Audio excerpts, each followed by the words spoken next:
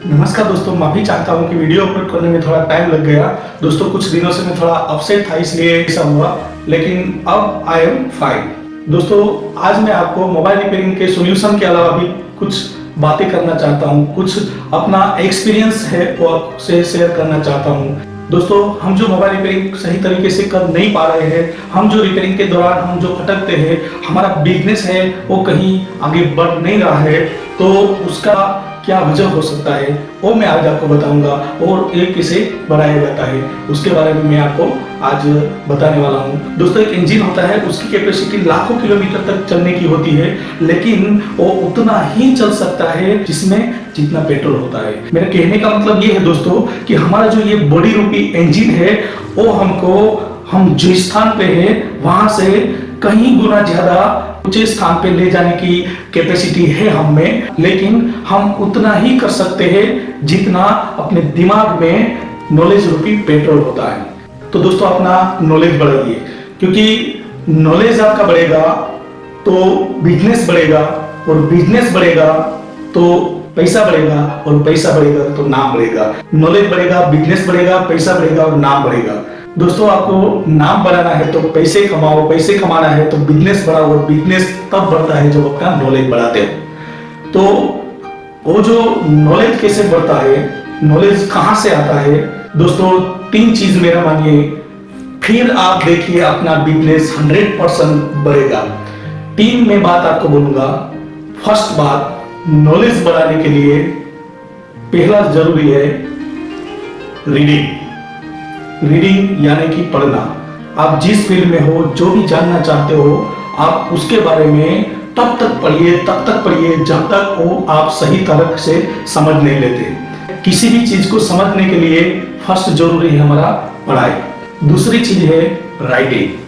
कहते हैं साहब कि पढ़ने के बाद लिखने से हमारा जो मेमोरी है वो 3 गुना ज्यादा स्टोर होती है। कोई भी चीज आपको समझना है तो पहले उसको पढ़िए, उसके बाद उसको लिखिए। और तीसरा होता है हमारा इंटरनेट।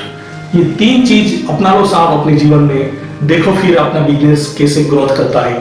3 चीज, first reading, writing and internet. दोस्तों हम इधर बैठ के इधर दौड़ते हुए आदमी तक पहुंचने का ख्वाब देखते हैं, और वो भी डायरेक्ट कुछ दिनों में, जैसे डायरेक्ट प्लेन की तरह जाना है। दोस्तों ये नहीं सोचते हैं कि इधर जो दौड़ता हुआ आदमी है, देखो मैं क्या बोल रहा हूं, इधर बैठा हुआ, इधर हम बैठ के इधर दौड़ते हुए आदमी तक जाने का ख्वाब देखते हैं, लेकिन ये नहीं सोचते हैं कि ये जो आदमी है इधर दौड़ता है, उसको इधर पहुंचने के लिए कितना टाइम लगा और कितना स्टेप उसने वहां तक आने के लिए पार किया। दोस्तों हम उससे भी आगे जा सकते हैं, लेकिन कुछ टाइम लगता है और उसके लिए कुछ स्टेप होते हैं, वो हमको ये पार करना पड़ता है। दोस्तों ज्यादातर लोगों की ये मेंटालिटी होती है कि कुछ पढ़ना नहीं है, सीधा हमको प्रैक्टिकल चाहिए। ज्यादातर लोग इस टाइप के होते हैं, पढ़ना नहीं है, सीधा प्रैक्टिकल चाहिए। मैं आपको एक बात बता देता हूं साहब, कि जो डॉक्टर होता है उसको MBBS का जो डिग्री उसको मिलता है वो 6 साल के बाद मिलता है। लगातार उसको 5-6 साल तक उसको पढ़ना पड़ता है, उसका एग्जामिनेशन देना पड़ता है। पहले पढ़ाई, 6 महीने के बाद उसका एग्जामिनेशन आता है, उसके बाद फिर पढ़ाई, उसका एग्जामिनेशन, फिर पढ़ाई, और पढ़ाई के दौरान एग्जामिनेशन में जो फेल होते हैं तो फिर पढ़ाई, उसका फिर पढ़ना होता है, और जो वो पढ़ता है उसका एग्जामिनेशन लिख के देना होता है, बताना पड़ता है कि अपने दिमाग में उसने कितना उतारा वो लिख के बता।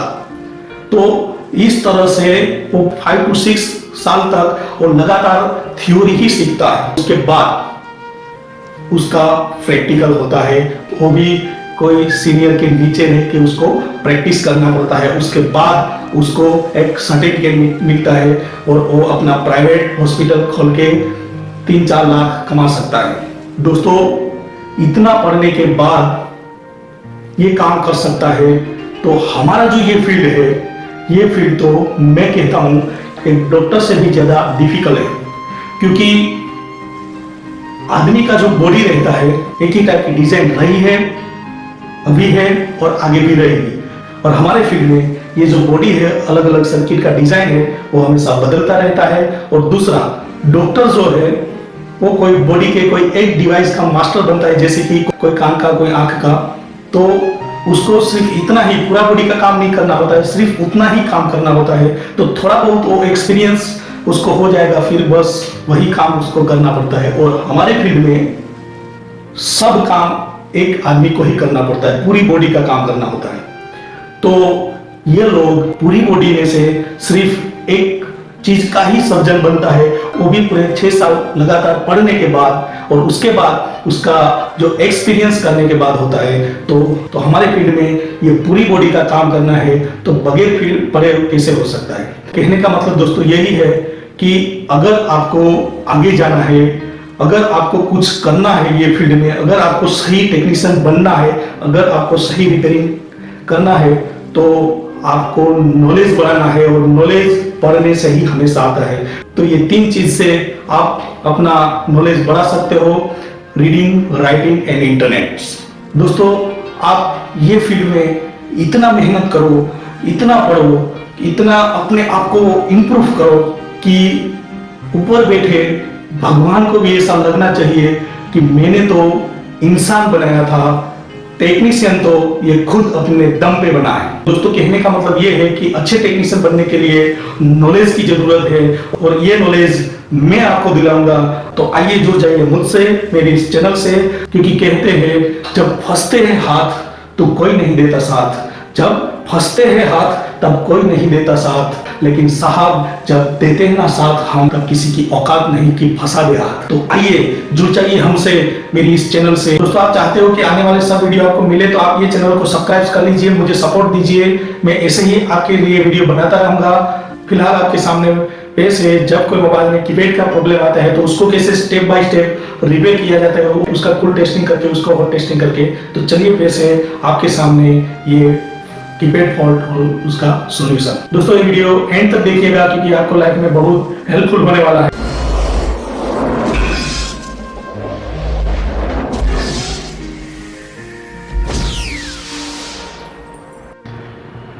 नमस्कार दोस्तों, मेरे पास अभी एक, आप देख सकते हो, एक सैमसंग कंपनी का मोबाइल है जिसमें फॉल्ट है। कभी कस्टमर बोल रहे हैं कि इसमें कीपैड का कोई स्विच है वो वर्क नहीं कर रहा है। देखो, हम देख लेते हैं कितना स्विच वर्क नहीं करता है। ये 1 2 3 ये सब चल रहा है, उसका 4 5 6 वो भी चल रहा है। ये 7 8 नहीं चल रहा है, 9 चल रहा है। देखो, 8 नहीं चल रहा है, और ये स्टार 0 और हैज सब चल रहा है। इधर भी हम देख लेते हैं मेनू, उसमें डाउन हुआ, देखो ये अप भी हो रहा है। ये साइड में लेफ्ट राइट सब चल रहा है। ये देखो, ये 8 नंबर प्रेस करते हैं तो कुछ डिजिट नहीं दिखाई देता है। देखो, तो ये मोबाइल में अभी जो फॉल्ट है वो मोबाइल ये कीपैड का 8 वर्क नहीं कर रहा है। तो आइए मैं आज आपको बताता हूँ कि कभी भी आपके पास कोई मोबाइल में कीपैड का प्रॉब्लम आए तो उसको कैसे चेक किया जाता है स्टेप बाय स्टेप, और कैसे उसको ये फॉल्ट को रिपेयर किया जाता है, उसके बारे में मैं आज आपको बहुत डीप में बताऊंगा। तो दोस्तों, ये वीडियो आप कंटिन्यू अच्छी तरह से देखिए और समझिए, ताकि आप कभी भी कोई भी मोबाइल में अगर कीपैड का प्रॉब्लम आए तो आप अच्छी तरह से उसको समझ के रिपेयर कर सकोगे। देखो, मैं पहले तो ये मोबाइल हमारा उसको ओपन कर देते हैं, उसको डिसेबलिंग कर देते हैं। देखो, इसके लिए कवर है उसको हटा दिया। ये इसका बैटरी है, देखो उसको भी हटा देते हैं। ये जो मोबाइल है सैमसंग कंपनी का, आप देख सकते हो, ये इसका मॉडल नंबर है, इधर लिखा है पीछे आप देख सकते हो B312E, ये उसका मॉडल नंबर है। देखो, आप देख सकते हो ये। तो अभी ये मोबाइल को ओपन करने के लिए 1 2 3 ये स्क्रू ओपन करके उसको डिसेबलिंग कर लेते हैं। देखो,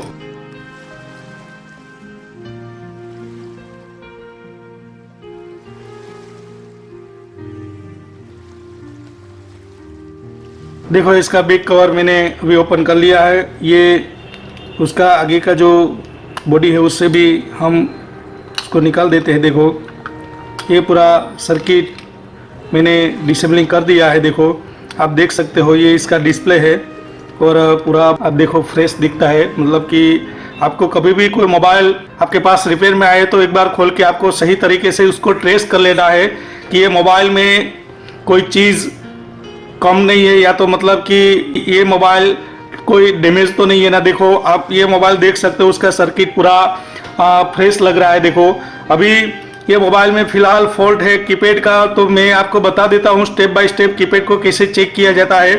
ये आप देख सकते हो, ये पूरा जो पत्ता दिख रहा है आपको व्हाइट कलर का, वो पूरा कीपैड है। और कीपैड में ये उसका जो स्टिकर है वो हम हटा देते हैं।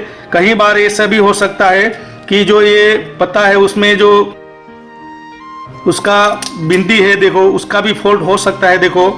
लेकिन अभी ये भी सही लगता है, उसमें कोई कार्बन नहीं है, ये एकदम क्लीन है, आप देख सकते हो। तो मैं इधर थोड़ा आपको साइड में रख के बता देता हूँ कि ये सर्किट में कैसे फॉल्ट हम चेक करते हैं। देखो तो ये आप देख सकते हो हमारा जो सर्किट है उसमें मैंने पता है उस ये इधर से हटा दिया है।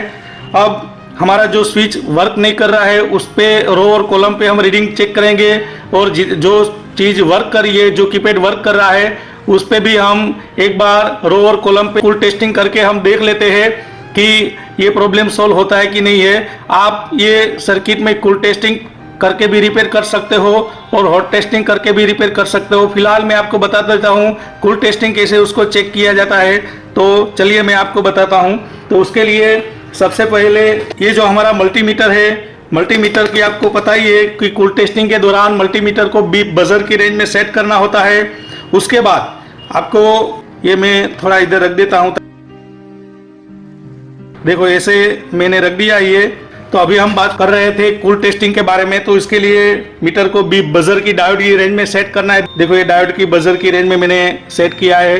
अब आपको क्या करना है, कूल टेस्टिंग के दौरान मीटर का रेड प्रोड है वो कहीं ग्राउंड करना होता है। वो जो हम ग्राउंड करेंगे, ये पावर स्विच है उसका एक सिरा जो होता है वो ग्राउंड होता है, तो उधर रख देते हैं। देखो ये बाहर वाला जो सिरा है वो इसका ग्राउंड माना जाता है, वो ग्राउंड होता है। तो मैं ये रेड प्रोड मीटर का इधर रख देता हूँ। अब जो सब स्विच अभी वर्क कर रही है उस रो और कॉलम पे हम रीडिंग चेक करते हैं। रो मतलब कि उसका जो अंदर वाला जो आप ये प्रिंट देख रहे हो, बिंदी देख रहे हो, उसको हम रो बोलेंगे। और कॉलम मतलब कि ये बाहर वाला जो आप राउंड देख रहे हो प्रिंट का जो, उसको हम कॉलम बोलेंगे। तो चलिए मैं आपको बता देता हूँ सब पे रीडिंग देख के। देखो ये रीडिंग आप देखोगे कोई भी स्विच में रो और कॉलम में आप रीडिंग चेक करोगे तो 250 से ज़्यादा रीडिंग होना चाहिए। अगर ये रीडिंग बिल्कुल नहीं आता है तो उसको ओपन सर्किट माना जाएगा। अगर ये रीडिंग 250 से कम आता है उसको लीकेज सर्किट माना जाएगा। अगर ये रीडिंग बीप के साथ 0 ohms आता है तो उसको शॉर्ट सर्किट माना जाएगा। तो चलिए मैं आपको बता देता हूँ। सबसे पहले ये जो रेड वाला प्रोड हम ग्राउंड कर देते हैं, ये ब्लैक वाला प्रोड जो सब स्विच वर्क कर रही है उस पर हम रखते हैं। देखो ये 411 बता रहा है। देखो ये जो देख रहे हो आप, ये 527 जितना आ रहा है, मतलब इसका रो और कॉलम दोनों सही है। देखो ये स्विच का रो और ये कॉलम आप देखो तो ये दोनों भी सही है, आप देख सकते हो। सब रीडिंग पे आप अंदर और बाहर वाला जो पॉइंट है इसमें चेक करोगे। ये सब स्विच तो वर्क कर रही है जो मैं आपको बता रहा हूँ। तो पहले भी हमने चेक किया था तो ये 1 नंबर वर्क कर रहा था, 2 नंबर 3 नंबर सब चल रहा था। तो अभी मैं आपको ये बता रहा हूँ कि जो वर्क करता है उस पे देखो रीडिंग आ रहा है। दोनों पे आप रो और कॉलम पे चेक करो तो आपको रीडिंग ये सब सेम थोड़ा आपको सब में दिखाई दे रहा है। देखो अंदर का जो राउंड है हम उसको रो बोलेंगे तो रो पे सब में 411 के करीबन आ रहा है। और जो उसका कॉलम है उस पे हम देखते हैं तो 527 के करीबन सबका रीडिंग है। देखो इधर भी आप देखोगे तो ये आ रहा है। देखो इधर हम देख रहे हैं तो इधर भी सबको आ रहा है, ये 527 है। इधर देखोगे तो ये इधर भी 527 है।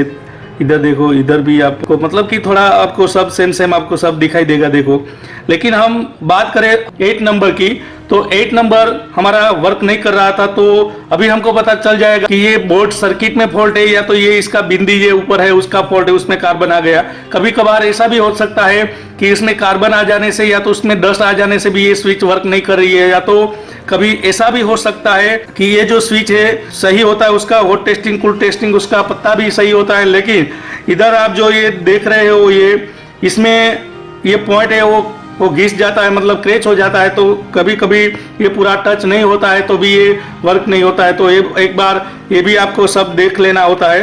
तो सबसे पहले तो हम अभी बात करते हैं ये सर्किट को टेस्ट करने की।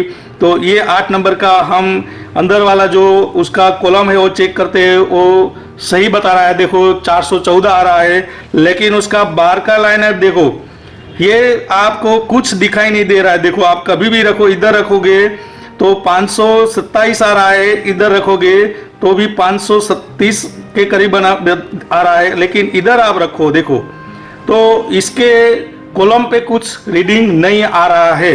तो मतलब कि इसका ये फॉल्ट तय हो गया कि ये फॉल्ट तो हमारे सर्किट बोर्ड में ही है, ना किसी पत्ते का है, ना इसके ऊपर का जो रबर है उसका है। ये फॉल्ट सिर्फ और सिर्फ हमारे सर्किट मदरबोर्ड में ही है। अब ये फॉल्ट किसका है और ये जो लाइन है वो कैसे वर्क करती है उसके बारे में मैं पहले आपको उसका जो रो और कॉलम जो वायरिंग है, कौन सा रो किसके साथ जुड़ा हुआ है और कौन सा कॉलम किसके साथ जुड़ा हुआ है, तो उसके बारे में मैं पहले आपको बता देता हूं और उसके बाद हम ट्रेस करेंगे और ट्रेस करने के बाद उसका सॉल्यूशन हम निकालेंगे कि क्या होता है। तो चलिए एक बार मैं आपको ये बताने का कोशिश करूंगा कि ये सब वर्क कैसे हो रहा है। देखो तो अभी हम बात कर रहे थे कि हमारे पास जो मोबाइल है सैमसंग कंपनी का B312, उसमें जो फॉल्ट है वो कीपैड का फॉल्ट है। तो आपके पास कभी भी कोई मोबाइल अगर रिपेयर में आए जिसमें फॉल्ट है कीपैड का, तो उसको कैसे चेक किया जाता है, उसको कैसे सोल्व किया जाता है, उसके बारे में मैं आपको तो सबसे पहले हम समझ लेते हैं कीपैड कैसे वर्क करता है। अब देखोगे तो उस कीपैड में जितने भी स्विच है, एक स्विच में 2 कॉन्टेक्ट रहते हैं और उसका नाम रो और कॉलम दिया जाता है, यानी कि एक इनपुट और एक आउटपुट।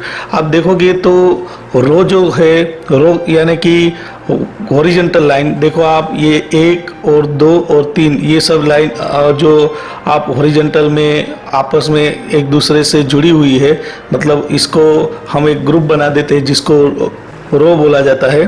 और इधर आप देखोगे तो 1 2 3 और 4 ये सब जो देखो ये वर्टिकल लाइन में एक दूसरे से आपस में जुड़ी हुई है, तो उसको हम कॉलम बोलेंगे। तो रो और कॉलम से मिलके ये इसका एक ग्रुप बना होता है और जो रो यानी कि उसका इनपुट और कॉलम यानी कि उसका आउटपुट। हमारे मोबाइल में जो ये पूरा कीपैड है, ये कीपैड हमारे प्रोसेसर मेन आईसी से कनेक्ट होता है।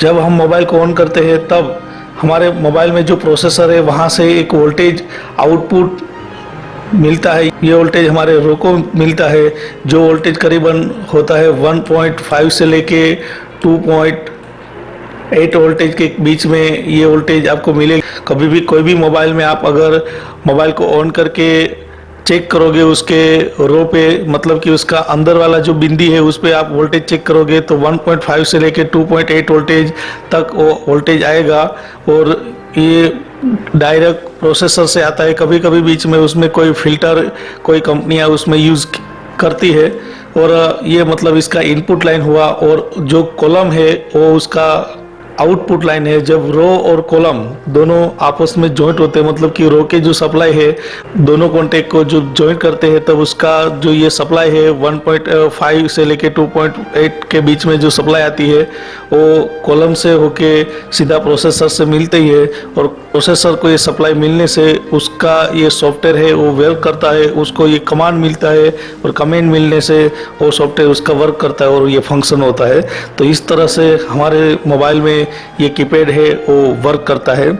आपके पास कभी भी कोई मोबाइल अगर रिपेयर में आए तो उसमें कोई एक स्विच वर्क नहीं कर रही है, तो उसका मतलब ये है कि ये स्विच 100% आपके बोर्ड का ही होता है और ये फॉल्ट आप 100% सोल्व कर सकोगे, क्योंकि ये आपस में जो किसी और के साथ कनेक्शन हुआ है वो इधर पूरा नहीं होता है। तो आप जंप करके ये कीपैड से रो या तो कॉलम उसका जो ब्रेक हुआ है वो जंपर करके उसके बगल की कोई स्विच से आप कर सकते हो।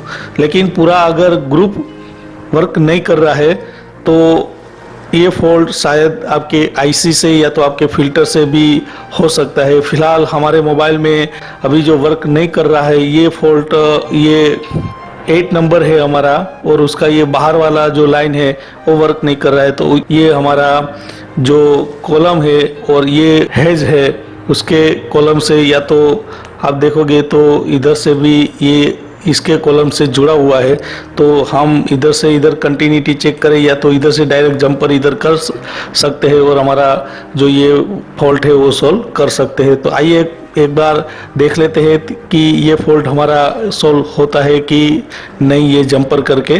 तो चलिए एक बार देख लेते हैं। हमने देखा कि हमारे ये मोबाइल में जो उसका कॉलम और रो है उस पे आपको वोल्टेज चेक करना होता है और उसका जो वोल्टेज है वो उसके कॉलम पे आता है और वो जो रो पे जब टच होता है तो मतलब वो प्रोसेसर आईसी को मिलता है और प्रोसेसर आईसी जितने भी बार ये वोल्टेज उसको मिलता है तब वो कमांड है वो जनरेट होता है और सॉफ्टवेयर से वर्क करता है। उसके बारे में मैंने आपको पूरा डिटेल में अभी थियोरिकल बताया। अब हम प्रैक्टिकल में आपको एक बार बताना चाहूँगा कि उसके रो और कॉलम में कितने वोल्टेज आते हैं। देखो तो उसके लिए फिर से मैं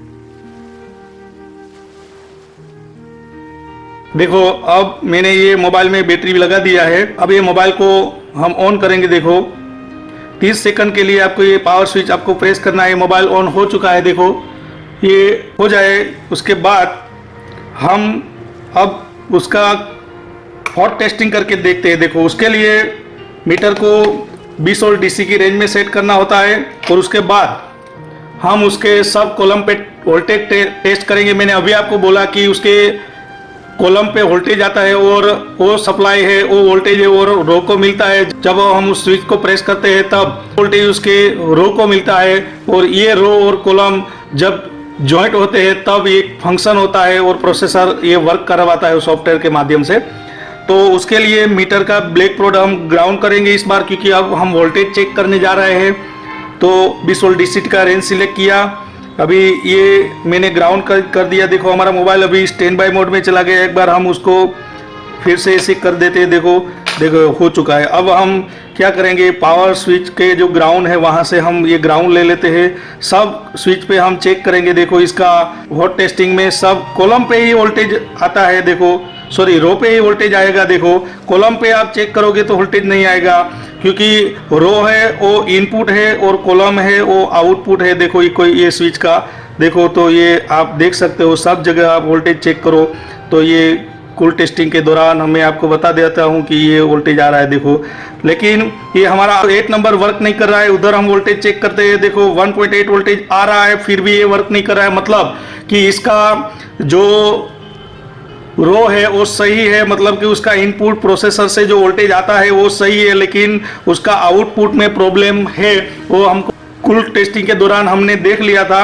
और अब मैं आपको ये बताता हूँ, मैंने अभी आपको डायग्राम के जरिए मैंने बताया कि 8 नंबर का जो कॉलम है वो हमारे हेज स्विच पे या तो ये 3 स्विच पे जो है वो आता है। तो अभी हमने ये तो देख लिया था, तो ये सब स्विच तो वर्क कर रही है।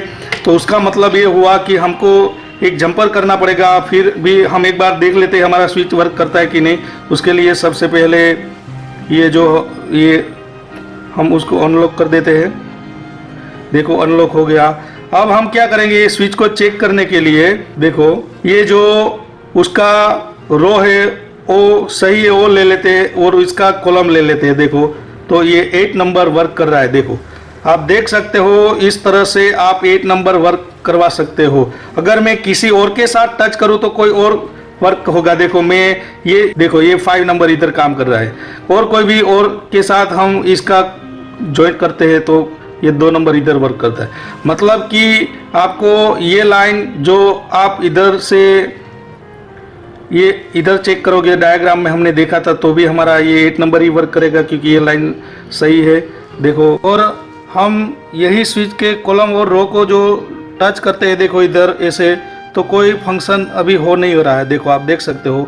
अगर हम इसके रो को ले लेते हैं और उसके कॉलम को ले लेते हैं देखो तो इधर ये फंक्शन चल रहा है। देखो तो मतलब अभी हमने थियोरिकल ये देखा था कि ये 8 नंबर का जो कॉलम है वो हेज के साथ कांटेक्ट कर रहा है, लेकिन इसमें क्या हुआ होगा कि इसका इंटरनल जो लाइन है वो कहीं ब्रेक हो गया होगा, अंदर से जो ओपन हो गया होगा, जो हम बाहर से उसको देख नहीं सकते हैं। तो हम इसका सॉल्यूशन करने के लिए हम क्या करेंगे कि ये दोनों के जो कॉलम है वो हम डायरेक्ट जंप कर देंगे। जैसे कि ये 8 नंबर का जो एक कॉलम है बार वाला वो हम डायरेक्ट ये हेज से डायरेक्ट कांटेक्ट जंप कर देंगे, ताकि ये हमारा जो दोनों लाइन अंदर से ओपन है वो जॉइंट हो जाए और हमारा काम बन जाए। तो इसके लिए हम क्या करेंगे, तो चलिए मैं आपको बता देता हूँ। ये जंपर तार लगा के देखो, तो देखो आप मेरे पास अभी एक जंपर तार है, वायर है, आप देख सकते हो। तो इससे मैं आपको जंप करके दिखाता हूँ, ये पूरा लाइन जॉइंट करके देखो। तो उसके लिए सबसे पहले आपको पता ही है, जब मैं शोल्डर लगाने का बात करता हूँ तो सबसे पहले पेस्ट लगाता हूँ। तो चलिए मैं पेस्ट लगा के पहले देख लेता हूँ इधर, और एक इसका दोनों का जो है, सॉरी, ये काम आपको कभी भी ऑन मोबाइल में नहीं करना है। देखो मैं आपको बैटरी निकाल के बता दिया।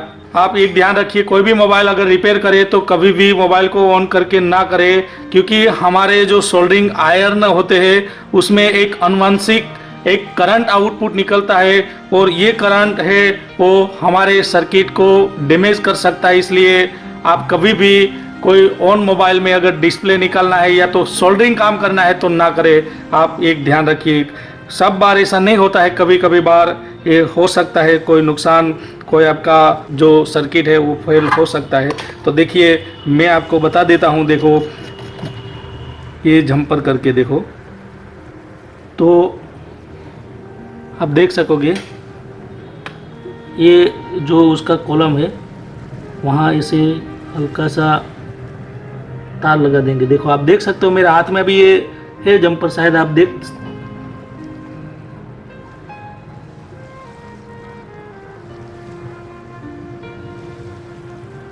देखो ये मैंने अभी लगा दिया, और दूसरा उसका एक सिरा हम इधर लगा देंगे।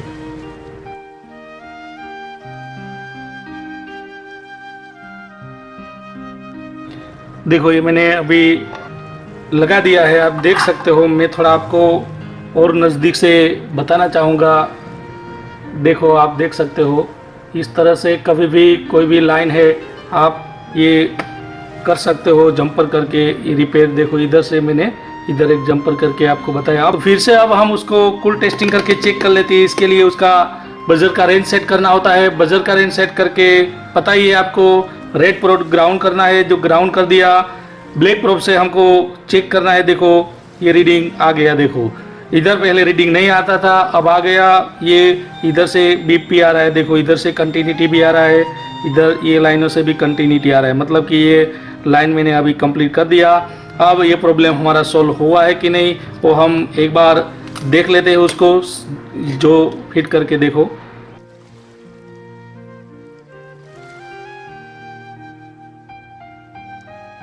देखो ये बैटरी मैंने लगा दिया, पावर स्विच से मोबाइल को हम ऑन करने का कोशिश कर रहे हैं। ये मोबाइल हमारा अभी ऑन हो रहा है। देखो ये मैंने जो अभी बताया, ये मोबाइल में कीपैड का फॉल्ट था जो अभी हमने सोल्व करने का कोशिश किया है। देखते ही ये फॉल्ट सोल्व हुआ कि नहीं। ये 5 नंबर वर्क कर रहा है, ये 8 नंबर देखो ये वर्क होने लगा, पहले ये वर्क नहीं करता था। देखो तो मतलब कभी भी अगर आप मोबाइल में आपके पास कोई ऐसा फॉल्ट आए तो आप चेक कर सकोगे। देखो ये 8 नंबर सही वर्क करने लगा, ये हैज़ भी वर्क कर रहा है। देखो तो इस तरह से आप कभी भी आपके पास कोई भी मोबाइल आए जिसमें कीपैड का फॉल्ट हो, जो मोबाइल कीपैड वाला हो और कीपैड का फॉल्ट हो, तो ऐसे रो और कॉलम पे आप फुल टेस्टिंग करके आप आसान से ये फॉल्ट को रिपेयर कर सकते हो। दोस्तों ये वीडियो अगर पसंद आया है तो लाइक करिए, ये वीडियो को शेयर कीजिए और मेरी चैनल को सब्सक्राइब कर लीजिए, क्योंकि मैं हमेशा ऐसे ही वीडियो आपके लिए लेके आता रहता हूँ। बस इस वीडियो में इतना ही। Thank you.